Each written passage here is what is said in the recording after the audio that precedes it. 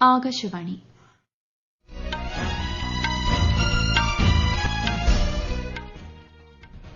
നമസ്കാരം. വാർത്തകൾ വായിക്കുന്നത് കൃഷ്ണ.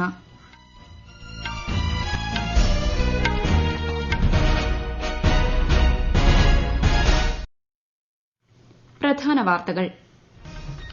ലോക്സഭാ തിരഞ്ഞെടുപ്പിന്റെ ശേഷിക്കുന്ന 3 ഘട്ടങ്ങളിലേക്കുള്ള പ്രചാരണം രാജ്യത്ത് ഊർജിതമായി പുരോഗമിക്കുന്നു.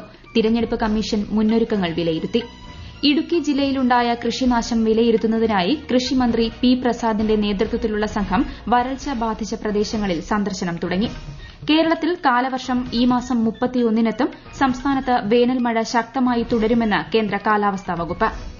T20 ലോകകപ്പിൽ ആംഗ്യഭാഷയിൽ വിവരണം നൽകിയതിന് ടെലിവിഷൻ ചാനലുകളെ അഭിനന്ദിച്ച് കേന്ദ്ര വാർത്താവിതരണ പ്രക്ഷേപണ മന്ത്രി അനുരാഗ് സിംഗ് ഠാക്കൂർ. IPL ക്രിക്കറ്റിൽ ഇന്ന് സൺറൈസേഴ്സ് ഹൈദരാബാദ് ഗുജറാത്ത് ടൈറ്റൻസിനെ നേരിടും. വാർത്തകൾ വിശദമായി. ലോക്സഭാ തിരഞ്ഞെടുപ്പിന്റെ ശേഷിക്കുന്ന ഘട്ടങ്ങളിലേക്കുള്ള പ്രചാരണം ഊർജിതമായി പുരോഗമിക്കുന്നു.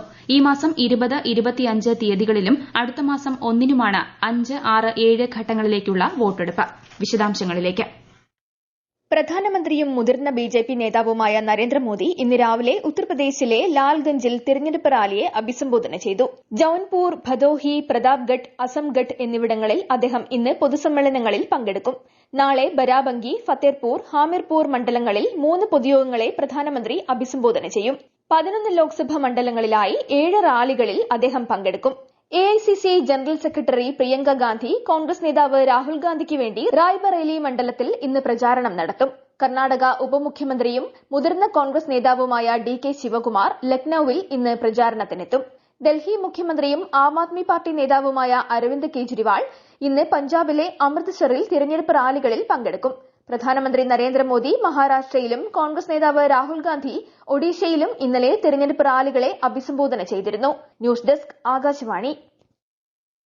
ലോക്സഭാ തിരഞ്ഞെടുപ്പിന്റെ 5, 6 ഘട്ടങ്ങളുടെ ഒരുക്കങ്ങൾ തിരഞ്ഞെടുപ്പ് കമ്മീഷൻ അവലോകനം ചെയ്തു. മുഖ്യ തിരഞ്ഞെടുപ്പ് കമ്മീഷണർ രാജീവ് കുമാർ, തിരഞ്ഞെടുപ്പ് കമ്മീഷണർമാരായ ഗ്യാനേഷ് കുമാർ, സുഖ്ബീർ സിംഗ് സന്ധു എന്നിവർ നിരീക്ഷകരുമായി വിദൂര ദൃശ്യ സംവിധാനത്തിലൂടെയാണ് സംവദിച്ചത്. സ്ലോവാക്യൻ പ്രധാനമന്ത്രി റോബർട്ട് ഫീക്കോയ്ക്ക് വെടിയേറ്റ സംഭവത്തിൽ നടുക്കം രേഖപ്പെടുത്തി പ്രധാനമന്ത്രി നരേന്ദ്രമോദി. നടപടിയെ അപലപിച്ച ശ്രീ നരേന്ദ്രമോദി റോബർട്ട് ഫീക്കോ വേഗത്തിൽ സുഖം പ്രാപിക്കട്ടെയെന്ന് സമൂഹമാധ്യമത്തിലൂടെ ആശംസിച്ചു. സ്ലോവാക്യയിലെ ജനങ്ങൾക്ക് ഐക്യദാർഢ്യവുമായി ഇന്ത്യ ഒപ്പമുണ്ടെന്നും പ്രധാനമന്ത്രി പറഞ്ഞു. അതേസമയം റോബർട്ട് ഫീക്കോയുടെ ആരോഗ്യനില ഗുരുതരമായി തുടരുകയാണ്.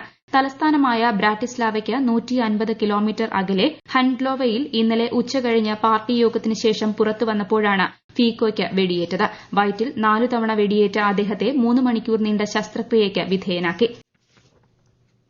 വരൾച്ചയെ തുടർന്ന് ഇടുക്കി ജില്ലയിലുണ്ടായ കൃഷിനാശം വിലയിരുത്തുന്നതിനായി എത്തിയ മന്ത്രിമാരായ പി പ്രസാദ്, റോഷി അഗസ്റ്റിൻ എന്നിവരുടെ നേതൃത്വത്തിൽ വരൾച്ച ബാധിച്ച കൃഷിയിടങ്ങളുടെ സന്ദർശനം തുടങ്ങി.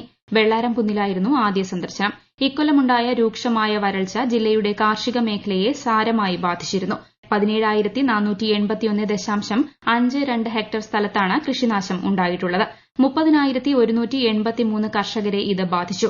175.54 കോടി രൂപയുടെ നാശനഷ്ടമുണ്ടായി. ഏലം കർഷകരെയാണ് വരൾച്ച ഏറെ ബാധിച്ചത്. കേരളത്തിൽ ഈ മാസം 31-ന് കാലവർഷം എത്തുമെന്ന് കേന്ദ്ര കാലാവസ്ഥാ വകുപ്പ്. പരമാവധി 4 ദിവസം വരെ മുന്നോട്ടോ പിന്നോട്ടോ ആകാൻ സാധ്യതയുണ്ട്.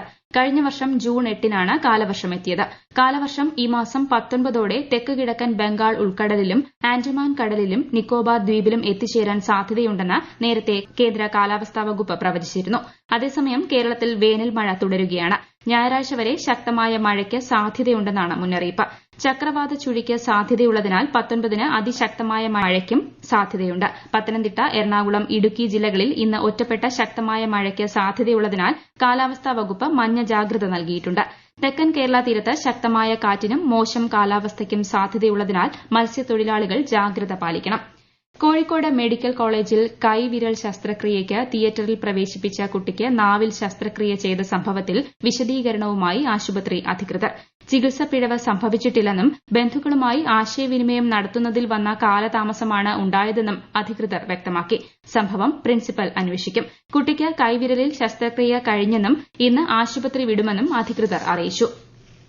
ഈ വാർത്തകൾ ആകാശവാണിയിൽ നിന്ന്. മലപ്പുറം മൂന്നിയൂർ കളിയാട്ടമുക്കിലെ 5 വയസ്സുള്ള കുട്ടിക്ക് അമീബിക് മസ്തിഷ്ക ജ്വരം സ്ഥിരീകരിച്ച സാഹചര്യത്തിൽ ആരോഗ്യവകുപ്പ് മുൻകരുതൽ നടപടികൾ ശക്തമാക്കി. വിശദാംശങ്ങളുമായി ആകാശവാണി മലപ്പുറം ജില്ലാ പ്രതിനിധി സുരേഷ് ബാബു. തിരൂരങ്ങാടി താലൂക്കിലെ മൂന്നിയൂർ കളിയാട്ടമുക്കിലെ 5 വയസ്സുകാരിക്ക് അമീബിക് മസ്തിഷ്ക ജ്വരം സ്ഥിരീകരിച്ച സാഹചര്യത്തിൽ ആരോഗ്യവകുപ്പിന്റെ നേതൃത്വത്തിൽ മേഖലയിൽ ബോധവൽക്കരണ പ്രവർത്തനങ്ങൾ ഊർജിതമായി. രാവിലെ മുതൽ പ്രത്യേക മെഡിക്കൽ സംഘം വീടുകൾ തോറും സന്ദർശനം നടത്തി ജനങ്ങളുടെ ആശങ്ക അകറ്റിവരുന്നു. പ്രദേശത്തെ എല്ലാ കിണറുകളും ക്ലോറേഷൻ നടത്തുന്നു. പനി കേസുകളൊന്നും പുതുതായി റിപ്പോർട്ട് ചെയ്തിട്ടില്ലെന്ന് ആരോഗ്യവകുപ്പ് അറിയിച്ചു. ബോധവൽക്കരണ നോട്ടീസുകൾ വിതരണം ചെയ്യാനും സാമൂഹിക മാധ്യമങ്ങളടക്കം മെഡിക്കൽ ഓഫീസറുടെ പ്രത്യേക ബോധവൽക്കരണ സന്ദേശങ്ങൾ പ്രചരിപ്പിക്കുന്നതും ആരംഭിച്ചിട്ടുണ്ട്. പുഴയിൽ നിന്നാണ് അണുബാധ ഉണ്ടാകുന്ന സംശയത്തിനാൽ പരിസരങ്ങളിലെ കടവുകളിൽ ഇറങ്ങരുതെന്ന് ആരോഗ്യവകുപ്പ് നിർദ്ദേശം നൽകിയിട്ടുണ്ട്. പുഴയിൽ ഇറങ്ങി കുളിക്കുന്നത് തൽക്കാലത്തേക്ക് ഒഴിവാക്കണമെന്ന് അറിയിച്ചിട്ടുണ്ട്. പ്രദേശത്തെ ജലസ്രോതസ്സുകളിൽ നിന്ന് വെള്ളം സാമ്പിൾ ശേഖരിച്ച് പരിശോധനയ്ക്ക് അയച്ചു. ശാരീരിക അസ്വസ്ഥതകൾ, പനി തുടങ്ങിയ രോഗലക്ഷണങ്ങളുള്ളവരെ ആരോഗ്യ കേന്ദ്രങ്ങളിൽ എത്തിച്ച് ചികിത്സ ലഭ്യമാക്കാനും നടപടികൾ നടന്നുവരുന്നു. ലക്ഷദ്വീപിലെ വെസൽ ടഗ് ജീവനക്കാർ നടത്തിവന്ന പണിമുടക്ക് അവസാനിപ്പിച്ചു. ദ്വീപുകൾക്കിടയിലും കൊച്ചി, മംഗലാപുരം തുറമുഖങ്ങളിലേക്കും സർവീസുകൾ നടത്തിയിരുന്ന 6ഓളം ഹൈസ്പീഡ് വെസലുകളിലെയും 2 ടഗുകളിലെയും ജീവനക്കാരുടെ 2 ദിവസത്തെ പണിമുടക്കാണ് വെട്ടിച്ചുരുക്കിയ ശമ്പള കുടിശ്ശിക പുനഃസ്ഥാപിച്ചതിലൂടെ അവസാനിച്ചത്. ഇന്നലെ നടന്ന കോമൺ യൂണിവേഴ്സിറ്റി എൻട്രൻസ് ടെസ്റ്റിന് 75% വിദ്യാർത്ഥികൾ ഹാജരായി. രാജ്യത്തെ വിവിധ ഭാഗങ്ങളിലെയും വിദേശത്തുമായി 379 നഗരങ്ങളിലെ 2157 കേന്ദ്രങ്ങളിൽ നടന്ന പരീക്ഷയിൽ 11.4 ലക്ഷം വിദ്യാർത്ഥികൾ പങ്കെടുത്തു. ഡൽഹിയിൽ ഇന്നലെ നടത്തേണ്ടിയിരുന്ന പരീക്ഷ ഈ മാസം 29ലേക്ക് മാറ്റിയതായി നാഷണൽ ടെസ്റ്റിംഗ് ഏജൻസി അറിയിച്ചു. മുംബൈ ഘാട്ട് കോപ്പറിലെ പരസ്യ ബോർഡ് തകർന്നു വീണുണ്ടായ അപകടത്തിൽ മരിച്ചവരുടെ എണ്ണം 16ആയി. അപകട സ്ഥലത്ത് അകപ്പെട്ട കാറിൽ നിന്ന് ഇന്നലെയാണ് ദേശീയ ദുരന്ത പ്രതികരണ സേന 2 മൃതദേഹങ്ങൾ കൂടി കണ്ടെടുത്തത്. തിങ്കളാഴ്ചയുണ്ടായ അതിശക്തമായ മഴയിലും കാറ്റിലുമാണ് കൂറ്റൻ പരസ്യ ബോർഡ് പെട്രോൾ പമ്പിന് മുകളിലേക്ക് തകർന്നു വീണത്. സംഭവത്തിൽ 75ഓളം പേർക്ക് പരിക്കേറ്റിരുന്നു. 2024 T20 ലോകകപ്പിൽ ആംഗ്യഭാഷയിൽ വിവരണം നൽകിയതിന് ടെലിവിഷൻ ചാനലുകളെ അഭിനന്ദിച്ച് കേന്ദ്ര വാർത്താവിതരണ പ്രക്ഷേപണ മന്ത്രി Anurag Singh Thakur. Indian signing hands private ലിമിറ്റഡുമായി ചേർന്നാണ് സ്വകാര്യ സ്പോർട്സ് ചാനലുകൾ ആംഗ്യഭാഷയിൽ വിവരണം നൽകിയത്. എല്ലാവരെയും ഉൾച്ചേർക്കുക എന്ന സർക്കാരിന്റെ കാഴ്ചപ്പാടുമായി ചേർന്നു പോകുന്ന മികച്ച നടപടിയായിരുന്നു ഇതെന്നും കേന്ദ്രമന്ത്രി സമൂഹമാധ്യമത്തിൽ കുറിച്ചു. IPL ക്രിക്കറ്റിൽ ഇന്ന് സൺറൈസേഴ്സ് ഹൈദരാബാദ് ഗുജറാത്ത് ടൈറ്റൻസിനെ നേരിടും. ഹൈദരാബാദിലെ രാജീവ് ഗാന്ധി അന്താരാഷ്ട്ര ക്രിക്കറ്റ് സ്റ്റേഡിയത്തിൽ രാത്രി 7:30-നാണ് മത്സരം. പോയിന്റ് പട്ടികയിൽ ഹൈദരാബാദ് 4-മതും ഗുജറാത്ത് 8-മതുമാണ്. ഇന്നലെ നടന്ന മത്സരത്തിൽ പഞ്ചാബ് കിങ്സ് രാജസ്ഥാൻ റോയൽസിനെ 5 വിക്കറ്റിന് പരാജയപ്പെടുത്തി. രാജസ്ഥാൻ ഉയർത്തിയ 145 റൺസ് വിജയലക്ഷ്യം പഞ്ചാബ് 18.5 ഓവറിൽ മറികടക്കുകയായിരുന്നു. ഇന്ത്യൻ ഫുട്ബോൾ താരം സുനിൽ ഛേത്രി അന്താരാഷ്ട്ര ഫുട്ബോളിൽ നിന്ന് വിരമിക്കുന്നു. കൊൽക്കത്തയിൽ ജൂൺ 6-ന് കുവൈറ്റിനെതിരെ നടക്കുന്ന ലോകകപ്പ് യോഗ്യതാ മത്സരമാവും ഛേത്രിയുടെ അവസാന അന്താരാഷ്ട്ര മത്സരം. ഇന്ത്യയ്ക്കായി ഏറ്റവും കൂടുതൽ അന്താരാഷ്ട്ര ഗോളുകൾ നേടിയ താരമാണ് സുനിൽ ഛേത്രി. ഭുവനേശ്വറിൽ നടക്കുന്ന 27ാമത് ഫെഡറേഷൻ കപ്പ് അത്ലറ്റിക്സ് ചാമ്പ്യൻഷിപ്പിൽ പുരുഷന്മാരുടെ ജാവലിൻ ത്രോയിൽ ഇന്ത്യയുടെ അഭിമാന താരം നീരജ് ചോപ്ര സ്വർണ്ണ മെഡൽ നേടി. ആദ്യ ശ്രമങ്ങളിൽ പിന്നിലായിരുന്ന നീരജ് 4ാം റൌണ്ടിൽ 82.27 മീറ്റർ എറിഞ്ഞ് ലീഡ് നേടുകയായിരുന്നു. 2021 ശേഷം ഇത് ആദ്യമായാണ് നീരജ് ചോപ്ര ആഭ്യന്തര മത്സരങ്ങളിൽ പങ്കെടുക്കുന്നത്. പലസ്തീൻ നഗരമായ റഫയിലെ സൈനിക നടപടികൾ പൂർത്തിയാക്കാൻ ആഴ്ചകൾ മാത്രം മതിയെന്നും മാസങ്ങളോളം നീണ്ടുനിൽക്കുന്ന നടപടിയുടെ ആവശ്യമില്ലെന്നും ഇസ്രായേൽ പ്രധാനമന്ത്രി ബെഞ്ചമിൻ നെതന്യാഹു. ഹമാസിന്റെ 4 ബറ്റാലിയനുകളെ തകർക്കുകയാണ് ഇസ്രായേൽ ലക്ഷ്യമിടുന്നതെന്നും US വാർത്താ ചാനലിന് നൽകിയ അഭിമുഖത്തിൽ അദ്ദേഹം പറഞ്ഞു. അമേരിക്കയ്ക്കും ഇസ്രായേലിനുമിടയിൽ ചില വിയോജിപ്പുകൾ നിലനിൽക്കുന്നതായും എന്നാൽ രാജ്യത്തിന്റെ ഭാവിക്കും നിലനിൽപ്പിനും ആവശ്യമായ നടപടികളാണ് ഇസ്രായേൽ സ്വീകരിക്കുന്നതെന്നും നെതന്യാഹു വ്യക്തമാക്കി. റഫേൽ വലിയ തോതിൽ കരയുദ്ധം നടക്കുന്ന പക്ഷം ഇസ്രായേൽ സേനയ്ക്ക് നൽകി വരുന്ന ആയുധ സഹായങ്ങൾ നിർത്തിവയ്ക്കുമെന്ന് US പ്രസിഡന്റ് ജോ ബൈഡൻ മുന്നറിയിപ്പ് നൽകിയിരുന്നു. പ്രധാന വാർത്തകൾ വീണ്ടും.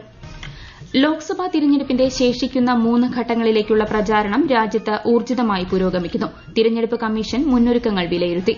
ഇടുക്കി ജില്ലയിലുണ്ടായ കൃഷിനാശം വിലയിരുത്തുന്നതിനായി കൃഷിമന്ത്രി പി പ്രസാദിന്റെ നേതൃത്വത്തിലുള്ള സംഘം വരൾച്ച ബാധിത പ്രദേശങ്ങളിൽ സന്ദർശനം തുടങ്ങി.